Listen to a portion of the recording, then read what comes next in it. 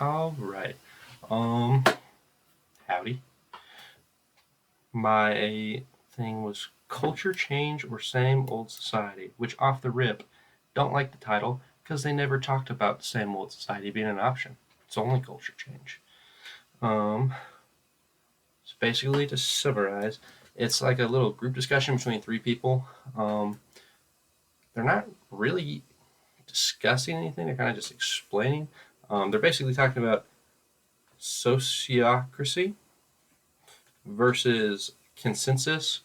So I guess I'll just define that off the rip. So sociocracy is basically like an organization uses psychologically safe environments. So it's more like small groups. Like you make small group decisions, kind of, and like everyone. The one of their groups who was talking about, they say they do like turn-based speaking, so no one like interrupts or objects, and someone can like say whatever they want, stuff like that. Um, Consensus is finding a consensus, like everyone has to agree on it. So that's more broad groups. I guess the definition is finding and developing areas of mutual self-interest. Um, Basically, they're just discussing the pros and cons of both. Um, they said for it to really affect cultural norms, um, you have to have commitment to personal change. You have to have commitment to personal change for cultural change. They say you have to like shift from self-interest to the good of the whole, which is hard. And they said self-reflection, self-assessment, self-awareness are key to this. They bring up the examples of like white supremacy culture.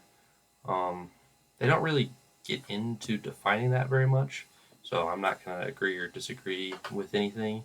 It kind of came out of nowhere though. The first page wasn't really talking about anything close to that, and then they kind of just jump right into it without explaining like what it is, or they explain some of the like common themes of it, like quantity over quality, worshiping the written word, like kind of things like that. But they don't really like explain like what the culture represents and entails. Also, they said racism was invented in 1600. I don't think that's accurate. My writing teacher would be proud. I doubt the ethos of this argument. Um,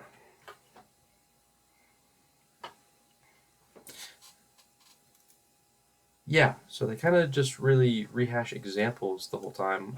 I guess I was thinking throughout the argument, they go, the one who was talking about sociocracy, I want to say, was saying they're not sure, they have like different thoughts about it because on one hand they like the environment it creates, on the other hand they were like they're not sure it really challenges the current cultural norms enough that it would like makes you have to actually really change to be able to participate in it. um, Whereas consensus it kind of does.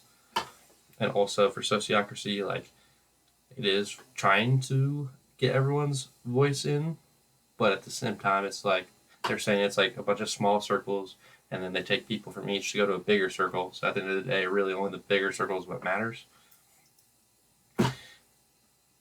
um what else? I guess my thinking was really how we could use, I guess how I can apply this to my project that we're working on. So I picked K-State rec culture.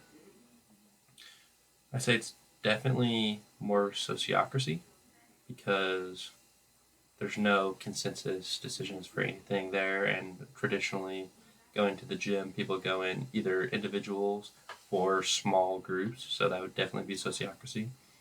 um, as far as psychologically safe environments, I'd argue it is, but I could see other viewpoints. uh, yeah,